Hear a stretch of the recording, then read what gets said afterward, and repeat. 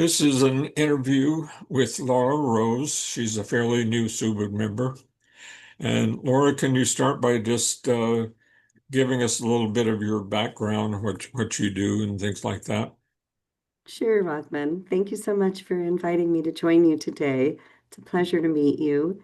And yeah, my history and my career over the last 3 decades, more or less, has been first working in cultural exchange and with an organization that my husband and I founded called Greenheart, where we facilitated the cultural exchange experiences of about 200,000 young people from 100 countries around the world. And then after the pandemic, we had to cancel so many young people. And then we went on to found a 501(c)(3, a not-for-profit in the US called Purpose Earth, which provides grants and mentorships to opportunities to grassroots organizations globally that are doing wonderful things in the world, like building schools for children in various parts of Africa, or helping to dig wells for women who walk hours a day for water, or helping to restore areas that were devastated by environmental tragedy. And the last thing we do is something called the Holo Movement. And the Holo Movement is a movement based on bringing people together in a celebration of life and a spiraling up and recognizing sort of the implicate nature of our spirits, which David Bohm, a quantum physicist, talked about. He was a colleague of Einstein's, and he said that there's the explicate, which is the measurable, and the implicate, which is the unmeasurable, but really the essence of our souls. And so we're working on bringing organizations together to help people really find their purpose and meaning in life. Sounds amazing. It keeps us Oh, busy. It's better than golf for me because I'm a terrible golfer. So, so how did you find and decide to come into Subud? hmm. Well, interestingly enough, my husband discovered Subud 50 years ago when he was living in Europe and went to the island of Formentera, and Ronneman van Bissing lived there. And he was a, a leader, or a spiritual guide for my husband, Emmanuel. And they had an incredible experience together. And my husband met Bapak as well. And Bapak met with him in Barcelona, and they had a really beautiful connection. And my husband changed his name and became quite interested in Subud. But then he sort of fell off from it. He's still very spiritual, but not terribly involved. And I was always curious about it. And they had a reunion of the Formentera group. And one of the members of that reunion was Safia, the daughter of Ronneman van Bissing. And Safia was here in Sedona a couple of months ago with a group of Subud members, and they did a Lottie. And I had always been really interested in it. And I said, I'd really think I would like to know more. So we spent a couple of days thinking about it. And then I kind of had an extraordinary experience that sort of gave me the green light, if you will, to ask to be opened. And And what was that experience? well, so I have spent my life getting sort of signs from the universe, and if we have time, maybe I'll tell you about a very profound experience I had as a child. Um, I've always believed that I get messages if that if we're open to the signposts that are provided to us by the divine source, by God, by whatever name we want to give it, that it can help us in our decision making. And so I had been with this group here in Sedona with Safia and these other lovely people. And I decided that I needed to have a sign. And so before I would accept being opened. And so it was the last day before Sophia was going to leave. So I woke up that morning and I went down to breakfast. And on the floor, sort of as refracted prisms of light, on the floor were three perfect shaped prisms of that looked like flames of fire. And they were beautiful. And I've eaten breakfast in that room thousands of times, and I've never seen that before. And it was just the way the sun came in and the way, I don't know, we have a glass table, just the way everything was refracted and emitted. And it was so beautiful. And I caught my breath and I said, okay, that was what I was waiting for. I'm taking that as a sign. So I was opened that evening. Yeah. And so that was what led you to decide to be opened in Subud. Well, it was the additional nudge, I would say, that I needed. I had been very interested in it for a long time. My husband had been telling me about Bapak and his teachings. I was very interested in the work of Raneman van Bissing. I had read some of his poetry, Songs of the Heart, and I just had this sense that it was the next step on my spiritual trajectory. But I also did not want to be precipitous and to make a decision that um, wasn't right. And so a lot of times I just ask for a little sign, and that was sort of the additional nudge that I got. So how did the opening take place with you? What do you mean by that? Can you just, what? So w- did you do when was your first Lottie hunt, maybe? Oh, well, that was just very recently. So today is, let's see, February 23rd, 2026.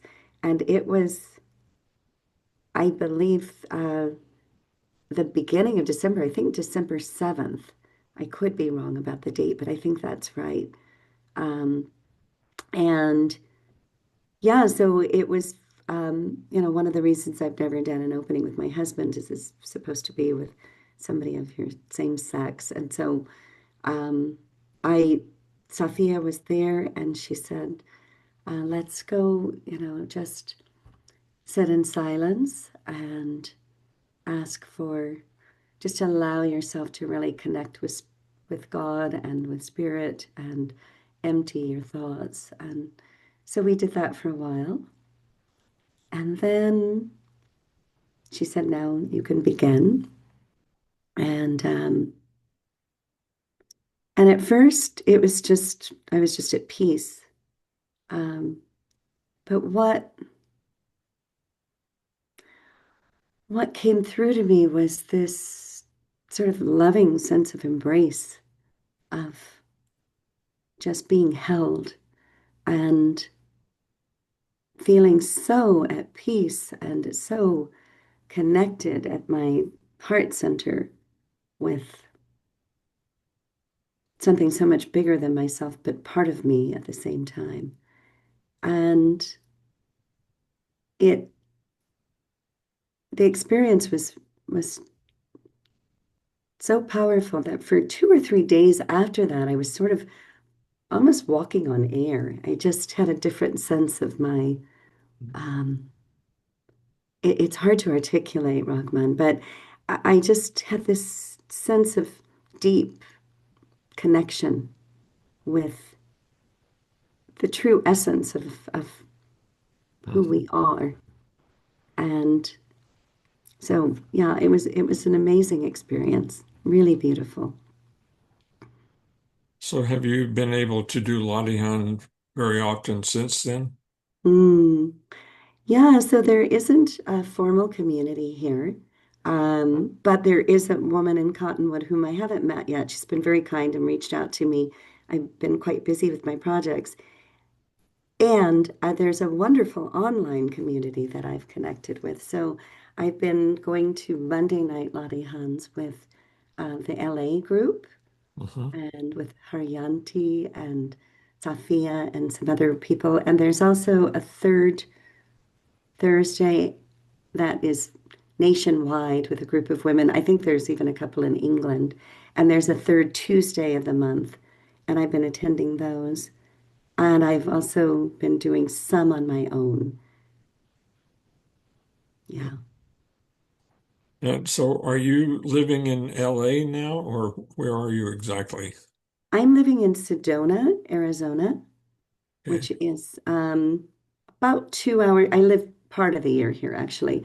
It's about 2 hours north of Phoenix, and it's on the edge of the Sonoran Desert, below Flagstaff. So we're at about 4,500 feet. It's where all those spaghetti westerns used to be filmed with the big red rocks. So it's a very powerful place for the indigenous peoples that worshipped and found this here and found this area to be very sacred.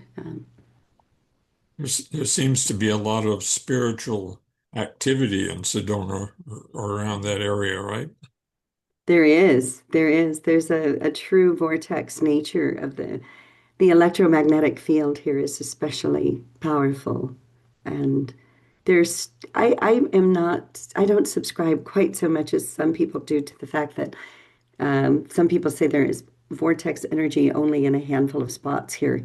But I find that it shifts and that there are places that are unmarked in the guidebooks where the spirit of this energy is very powerful.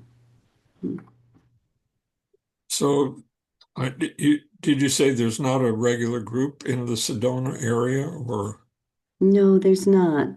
no?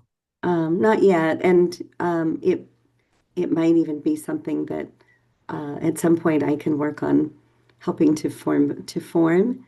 But I don't have the sufficient time right now in my schedule to do that.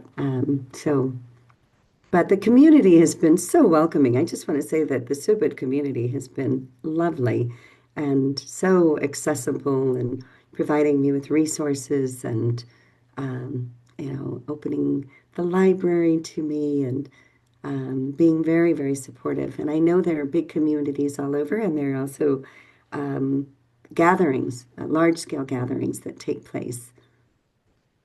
So have you been able to go to a large gathering yet? Not yet. It's only been 2 months, so Okay. yeah. But we live between, my husband and I live between Sedona, Arizona, and Madrid, Spain.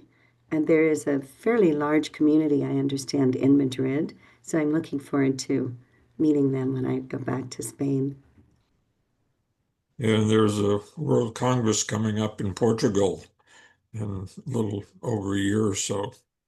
Oh, is that right? Yeah. Oh, wonderful. Oh, nice. Do you know the dates of that? Say it again.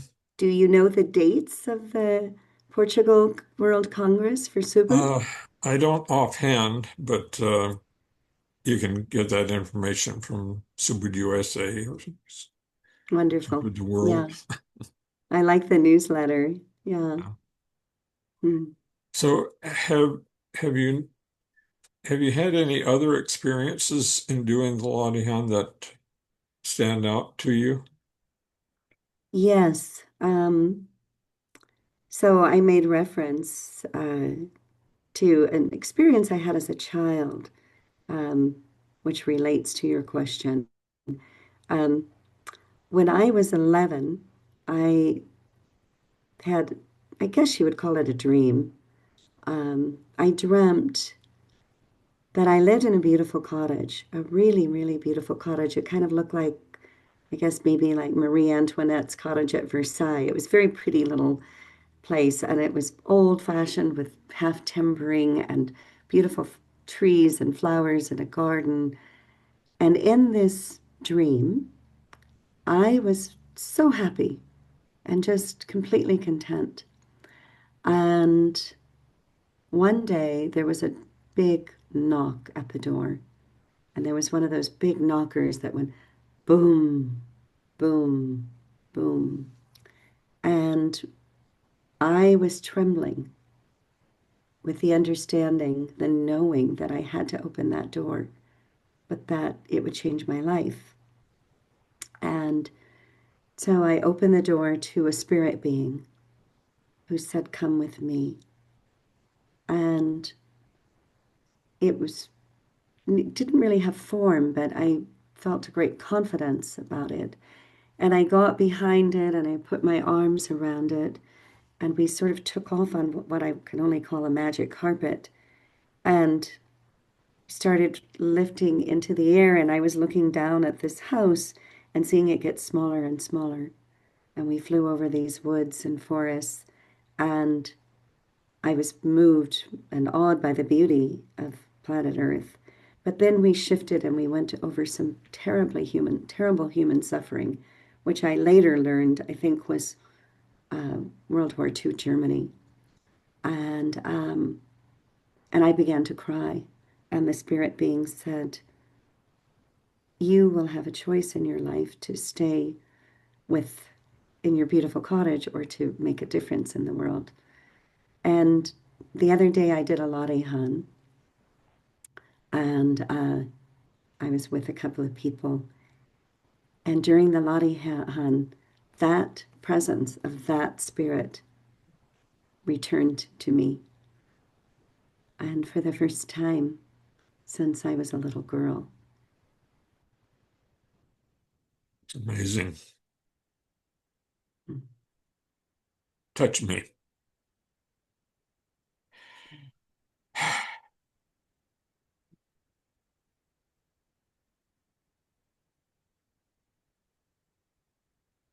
Any other experiences or things you want to talk about? Mm. With regard to my experience with the Lottie Hans,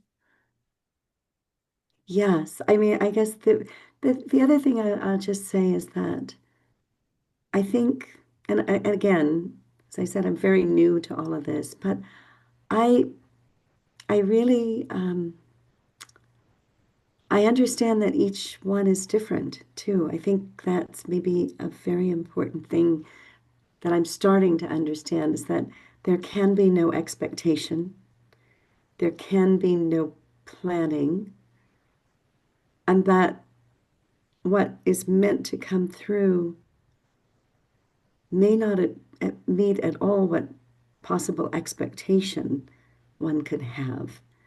That there is really something working outside of ourselves and these moments of connection during Latihan that enable us to tap into a wisdom that's so much greater than our own.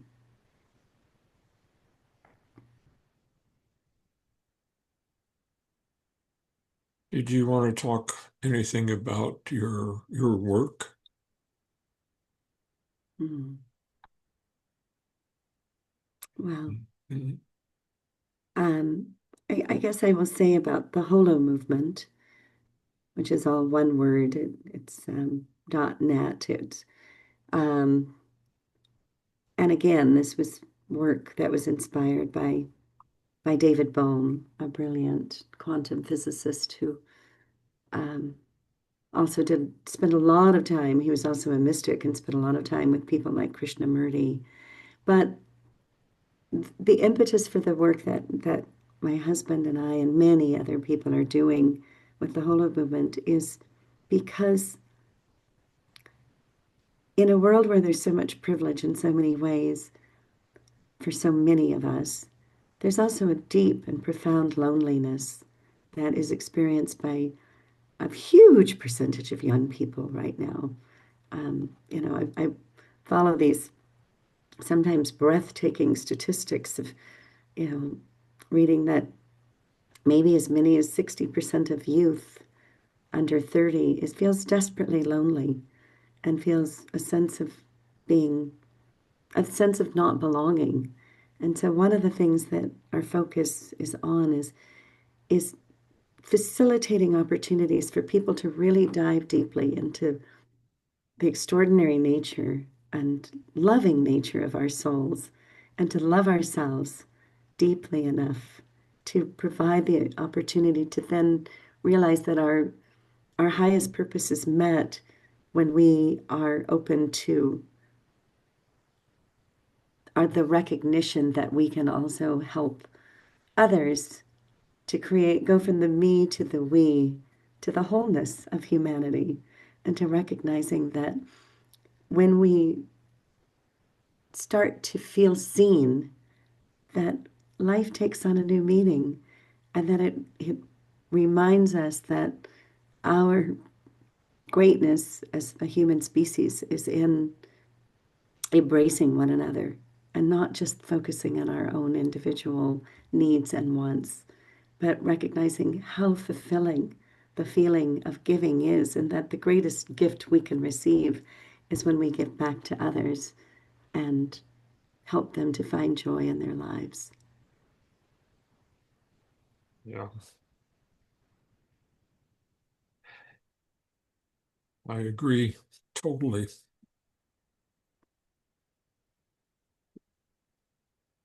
I You big hug, Rahman. yeah. So tell me about your husband and how you two got together. That was a Oh, long time ago, right? it was a long time ago.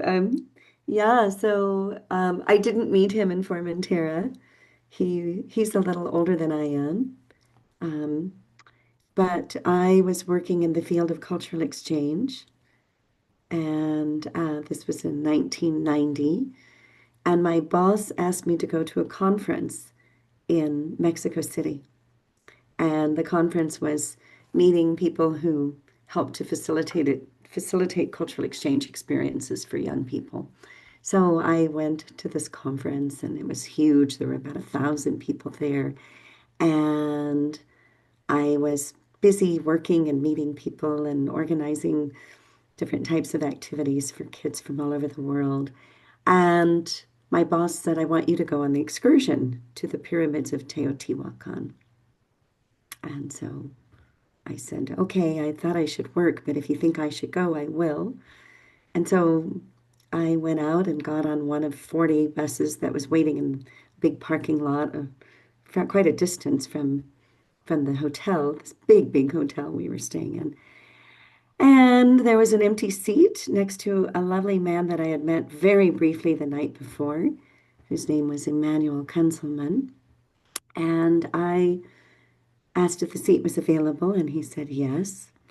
And then he kind of proceeded to look out the window, and we didn't really talk that much on the drive. But we went to the pyramids, and I went to the top of the Pyramid of the Moon, and it turned out he went to the top of the Pyramid of the Sun. And then on the way back, I finally turned to him and said, so what are you really interested in? And he said, quantum physics. And I said, what's that? And I was very young and had never heard of it. And he told me about this beautiful thing. Gave me an example of Bell's theorem, which is when you have two protons, for example, with the same properties, the same spin, and if you separate them by light years, like at CERN laboratory in Switzerland, for example, if you separate them by 10 light years, that they now prove this was then proven in the by the scientists who won the Nobel Prize for Science in 2022. But that if the proton that is on Earth, its properties are changed and the spin changes instantaneously, that the one that it was entangled with and separated from, that its properties will change instantaneously, faster than the speed of 10 light years. It's instantaneous and it's quantum entanglement.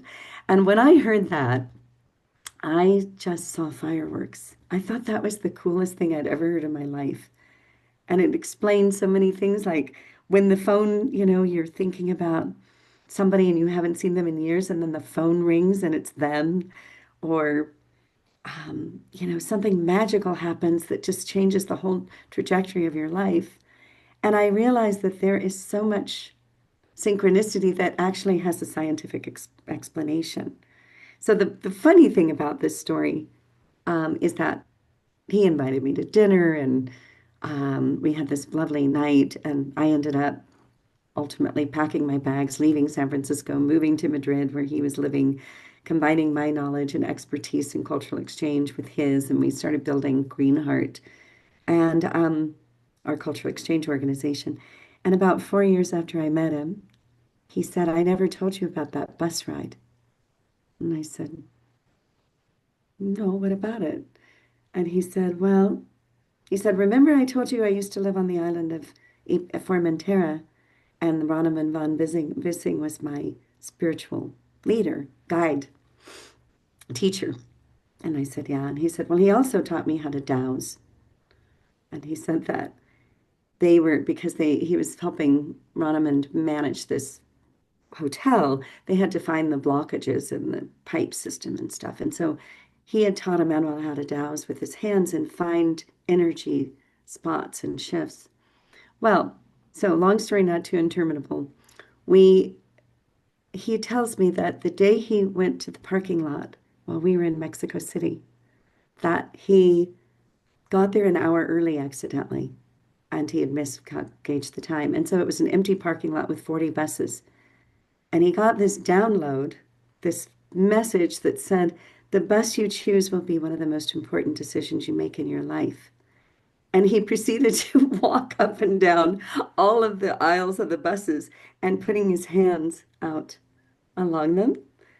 And then he finally came to one bus, an empty bus like all of them, and he got on the bus. And then he said, "Okay, this is the bus." And he went up and down the rows and he felt each seat until he chose the seat that he sat in, which was the seat that I later, an hour later, when 1,000 people came out, happened to get on that bus and sit down next to him. And if he had told me that when I met him, I probably would have thought, "Yeah, right." But he didn't tell me that until years later. So um, I thought, wow, maybe there is a little bit of divine intervention going on with us. So, and that was 35 years ago. And we're still very happily married and very in love um, and still, trying to find that divine inspiration in everything that we do. Yeah. The adventure began at that time, huh? Yeah. So, do you have any kids? Well, I have two beautiful stepchildren. My husband has two kids that are a huge part of our lives, and I am so blessed to know them, to be with them, to love them, and um, and I have a beautiful relationship with their mom, and it's a really extraordinary thing. So I'm very, very grateful for that. Yeah. So, we're running out of time, but do you have anything you wanted to say just at the end? Hmm. Yeah, I think I would like to share that what I've seen of the Subud community is really beautiful, and I hope it's something that spreads and that other people have the opportunity to experience it. It's I notice that there are more people that are closer to my age than younger people, but I've been very pleased to meet some younger participants too, and I really hope that it carries out into the world and that there are more opportunities for people to connect, not just with their cell phones, but with the divine source that should and does guide all of us when we stop long enough to listen. Thank you. Thank you, Rockman. I think we're just about out of time, so I really appreciate your doing this. It's been very good. Thank you. So I'm going to stop the recording now.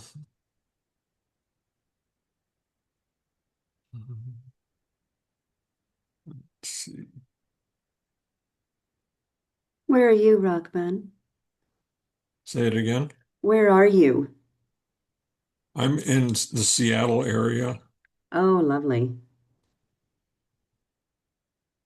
And how did you discover Subud?